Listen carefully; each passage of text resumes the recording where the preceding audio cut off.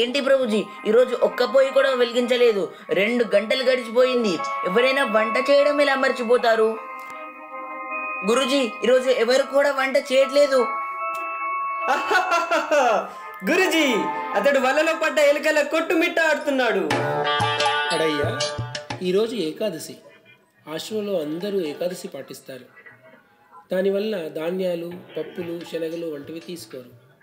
రేపు మేము ద్వాదశి గడియలు వచ్చాకే ప్రసాదం తీసుకుంటాం. ఏంటి, రోజంతా ఉపవాసమా? కానీ గురుదేవ్, నేను రేపటి వరకు జీవించి ఉండలేను. దయచేసి వారిని ఏకాదశి ఉండనివ్వండి, కానీ నాకు మాత్రం ప్రసాదం తీసుకోవడానికి అనుమతి ఇవ్వండి గురుదేవ్. సరే సరే, కానీ నువ్వు స్వయంగా వంట చేసుకోవాలి, అది కూడా గ్రామం బయట. బలభద్ర, ఈయనకి 2.5 కిలోల వంట సామాగ్రి ఇవ్వండి. అడయ్యా, మరి శ్రీరాముడికి నైవేద్యం సమర్పించడం మర్చిపోకూడదు. ఇలా అడయ్య నివేదనకి అవసరమైన సామగ్రి తీసుకొని అడవికి వెళ్ళాడు.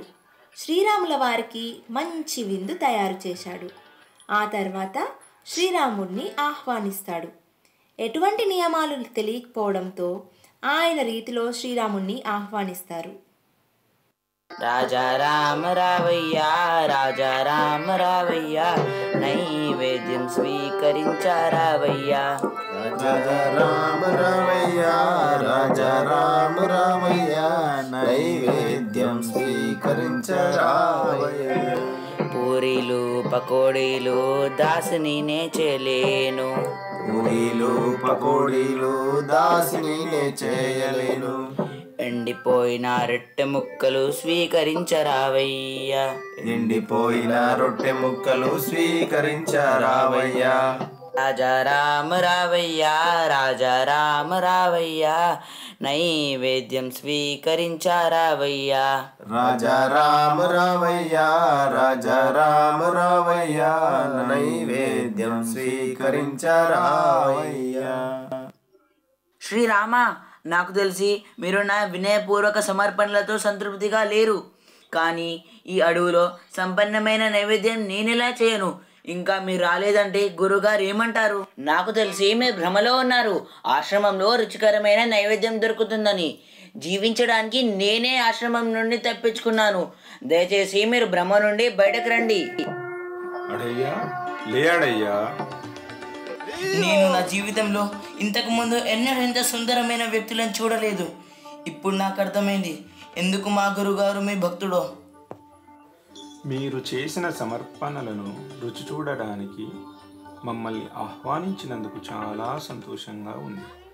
ఏమైంది అడయ్యా, ఏదైనా సమస్య? అవును స్వామి, గురుదేవ్ చెప్పారు మీరు ఒక్కరే వస్తారని. నేను మన ఇద్దరికి భోజనం తయారు చేశాను. ఈవిడెవరు? తను నా భార్య సీత. నా భార్య లేకుండా నేను ఎలా రాగలను అడయ్యా? నీకు తెలిసి ఉండాలి. బాగుంది, మీరిద్దరు వచ్చినందుకు చాలా సంతోషంగా ఉంది. అన్నట్లు ఈరోజు ఏకాదశి. మా గురుదేవ్ కోరిక అయి ఉంటుంది నేను ఈ వ్రతాన్ని ఆచరించాలని. దయచేసి వచ్చే ఏకాదశి మీరు ఎందరు వస్తారో ముందే తెలియజేయండి. తప్పకుండా తప్పకుండా అడయ్యా. ఎన్నో నోములు వ్రతాలు చేసినా ప్రాప్తించని ఫలితం అడయ్యాకి లభించింది. భగవంతుని అపారమైన కృపకి పాత్రులయ్యారు. కానీ చూడండి, మాయాదేవి యొక్క శక్తి ఎలా ఉందో. అడయ్యాకి ఆహారం కోసం విపరీతమైన ఆరాటం. ఏమడయ్యా, చాలినంత ప్రసాదం తీసుకున్నావా లేదా? ఓ గురుదేవ్, మీరు శ్రీరాముని గురించి మాత్రమే చెప్పారు, కానీ శ్రీరామునికి ఒక భార్య కూడా ఉంది.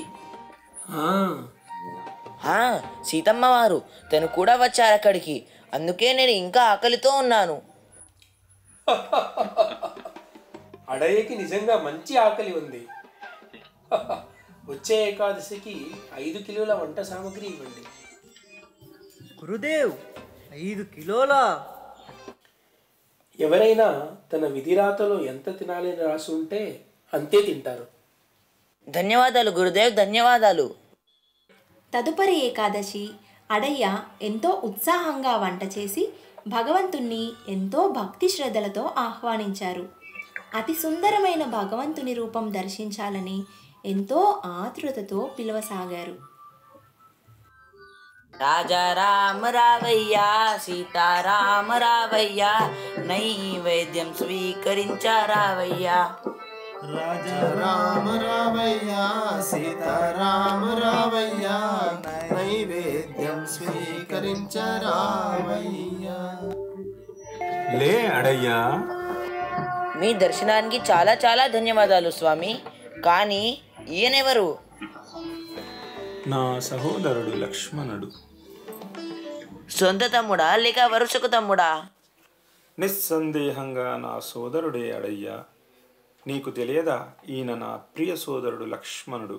అయోధ్యలో ఉన్న సౌకర్యాలన్నీ త్యాగం చేసి నాతో పాటు అరణ్యానికి వచ్చాడు. అది సరే, నాకు ముందే తెలియజేయమని చెప్పాను కదా. ముందుగా అనుకోలేదు. చివరి క్షణం నేను బయలుదేరే ముందు అడిగాను. నాతో పాటు రావడానికి ఒప్పుకున్నాడు. సరే పర్వాలేదు, కానీ మీరు మా గురుదేవికి ఏమన్నా మాట ఇచ్చారా మీ పరివారంతో సహా వస్తానని? అడయ్య ఆహ్వానం చాలా అద్భుతంగా ఉంది సోదరా. మీ భక్తుల్ని కలుసుకోవడం చాలా సంతోషంగా ఉంది. లక్ష్మణ, అడయ్య ఆకలి ఎంతో ప్రత్యేకమైనది మరియు తీవ్రమైనది. కానీ అతని యొక్క సరళత్వం నన్ను ఆకర్షింపజేస్తుంది. నీవు ఎంతో ప్రేమతో సమర్పించిన నివేదనతో మేము చాలా ఆనందాన్ని, తృప్తిని పొందాము. ఆ ఆనందం లక్ష్మణుడు కూడా అనుభవించాలని మాతో పాటు తీసుకొచ్చాను. తప్పకుండా తప్పకుండా, మీరు నా గురించి ఆలోచించకండి. అన్ని పదార్థాలు స్వీకరించండి. మీ దర్శనం మాత్రంతోనే నా ఆకలి తీరిపోయింది. తదుపరి ఏకాదశి అతని గురువుగారు ఆరా తీశారు, అడయ్యాకి ప్రసాదం సరిపోతుందో లేదో అని. ఓ అడయ్యా, ఇప్పుడు నువ్వు ప్రసాదం తృప్తిగా తీసుకుంటున్నావని భావిస్తున్నాను. అయ్యో లేదు గురుగారు, ప్రతి ఏకాదశికి స్వాములు పెరుగుతున్నారు. ఈసారి ఏకాదశికి 10 కిలోల సామాగ్రి తగ్గకుండా కావాలి. గురువుగారు, ఇతను డబ్బు ఆదా చేసుకోవడానికి ఇలా చేస్తున్నట్లున్నాడు. ఇతడికి 10 కేజీల వంట సామాగ్రి ఇవ్వండి. మనం అతన్ని రహస్యంగా గమనిద్దాం. అతను మనం ఇచ్చిన ఆహార పదార్థాలు ఏం చేస్తున్నారో చూద్దాం. రాజా రామ రావయ్యా సీతారామ రావయ్యా లక్ష్మణునితో రావయ్యా నైవేద్యం స్వీకరించారావయ్యా. రాజా రామ రావయ్యా సీతారామ రావయ్యా లక్ష్మణునితో రావయ్యా నైవేద్యం స్వీకరించరావయ్యా. నాకు తెలుసు మీ సంఖ్య పెరుగుతుందని, కానీ ఈరోజు నేను ఒక ప్రకటన చేయాలనుకుంటున్నాను. ఈరోజు నేను ఏమీ వంట చేయలేదు. ఎందుకని? మీరు ఎప్పుడు నన్ను ఆశ్చర్యపరుస్తారు. ఈసారి మీరు వచ్చాక ఎందరున్నారో చూసి సరిపడా వంట చేద్దామని అనుకున్నాను. సరే, నువ్వు చూస్తున్నావు కదా, మేము అంతా వచ్చాము. మంచిది, ఇక్కడ అన్ని వంట సామాన్లు ఉన్నాయి. మీరే వంట చేసుకొని తినండి. కానీ అడయ్యా, నీవెందుకు మా కోసం వంట చెయ్యవు? ఎందుకంటే నేను ఏం తినడం లేదు. వంట చేయడం వల్ల నాకేం ఉపయోగం? మీకు సేవ చేయడానికి మీ భార్య ఉన్నారు కదా, ఆమెనే వంట చేయమనండి. ఈరోజు నా భక్తుడు తన సూచనలు పాటించే అవకాశాన్ని ఇచ్చాడు. ప్రియమైన సీత, ఈరోజు నా ప్రసాదాన్ని గౌరవించాలనుకునే ప్రతి ఒక్కరికి మీరు మంచి విందు చేయవచ్చును.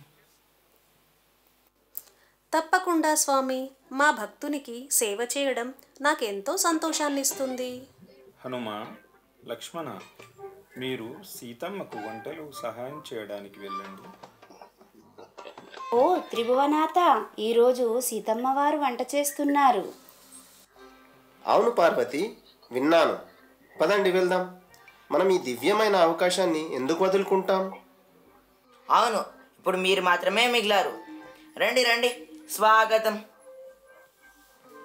అడయ్యా, ఇక్కడ ఏం జరుగుతుంది? గురుదేవ్, మంచిది మీరు వచ్చారు. మీరే చూడండి, భగవంతుడు ఒక్కడే వస్తారన్నారు, కానీ చూడండి వీరందరూ విందు స్వీకరించడానికి వచ్చేశారు. ఎక్కడా? ఎవరొచ్చారు? గురుదేవ్, మీరు వారిని చూడలేకపోతున్నారా?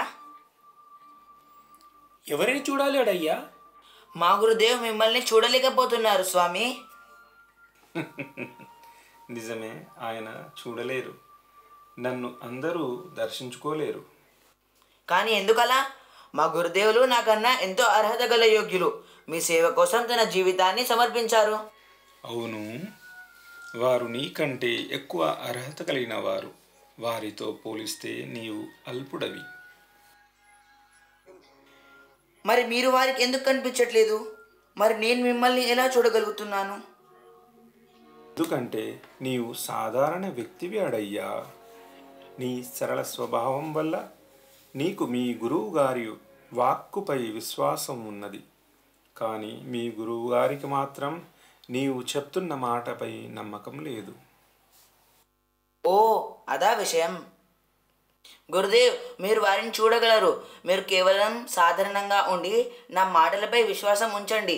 ఎవరైతే సరళంగా ఉండి భగవంతునిపై నమ్మకంతో ఉంటారో వారు మాత్రమే హరిని చూడగలరని స్వామి చెప్పారు. ఎంత గాఢమైన నిర్దేశం! సరళత మరియు విశ్వాసం ఉంటేనే హరిని చూడగలవు. ఇవి నీ మాటలు కావాడయ్యా, అన్ని శాస్త్రాల సారాంశం. నీలో సరళత మరియు నా మాటలపై విశ్వాసం ఉన్నాయి అంటే నిజంగా నువ్వు నా స్వామిని చూడగలుగుతున్నావు. ఓ అడయ్యా, నువ్వు చాలా అదృష్టవంతుడివి, చాలా అదృష్టవంతుడివి. ఓ లేదు గురుదేవ్, లేదు. మీ దయ వల్లనే నేను రాముణ్ణి చూడగలుగుతున్నాను. నేను చూడగలుగుతున్నాను. నేను నా స్వామిని చూడగలుగుతున్నాను. స్వామి, స్వామి.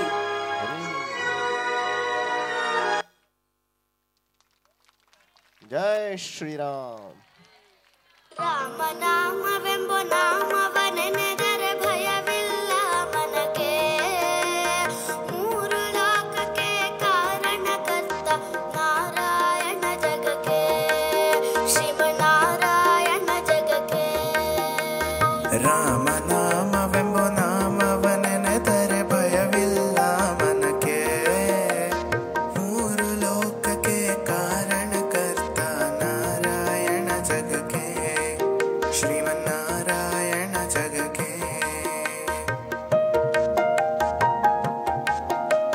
ಮತ್ಸ್ಯಾವತಾರವ ತಾಳಿದ ರಾಮ ವೇದವ ತರುವುದಕ್ಕೆ. ಬೆಟ್ಟವ ಬೆನ್ನೊಳು ಪೊಟ್ಟನು ರಾಮ ಕೂರ್ಮಾವತಾರಕ್ಕೆ. ಭೂಮಿಯ ಪೊಟ್ಟು ನೀರೊಳು ಮುಳುಗಿದ ವರಹಾವತಾರಕ್ಕೆ. ಕರುಳನು ಬಗೆದು ಮಾಲೆಯ ಧರಿಸಿದ ಪ್ರಹ್ಲಾದನ ಸಲಹುದಕ್ಕೆ. ರಾಮ ನಾಮವೆಂಬ ನಾಮವನೆನೆದರೆ ಭಯವಿಲ್ಲ ಮನಕ್ಕೆ. ಮೂರು ಲೋಕಕ್ಕೆ ಕಾರಣಕರ್ತ ನಾರಾಯಣ ಜಗಕ್ಕೆ. ನಾರಾಯಣ ಹರಿ ನಾರಾಯಣ, ನಾರಾಯಣ ಶ್ರೀಮನ್ನಾರಾಯಣ, హరి నారాయణ లక్ష్మీనారాయణ. భగవంతుడు ఎప్పటికీ కూడా భక్తుడి యొక్క ప్రేమని మాత్రమే స్వీకరించే తత్వం కలిగినవాడు. ఆ స్వామికి కావాల్సినది మన మనసులోని భావన, ప్రేమ, భక్తి మాత్రమే. ఎవరైతే నిర్మలమైన మనస్సు కలిగిన వారో, ఎవరి హృదయంలో అయితే ఎటువంటి కల్మషములు ఉండవో అటువంటి వారి కోసం భగవంతుడు ఎంత దూరమైనా వెళ్తాడు. ఆయన స్వభావమే రక్షించటం, మంచి వారిని ఆదుకోవటం, తన భక్తుల్ని కాపాడటం. సీతారామచంద్ర భగవానికి, పవన సుత హనుమానికి. మనం కూడా అడయ్యలాగా నిర్మలమైన మనస్సు కలిగి ఉండగలిగితే, ఎటువంటి కల్మషములు లేకుండా ఆచార్యుల యొక్క, గురువుల యొక్క మాటల పట్ల నమ్మకం పెట్టి మంచిగా భక్తిలో సాధన చేసుకుంటూ, సేవ చేసుకుంటూ ఆ స్వామి యొక్క ఈ డ్రామా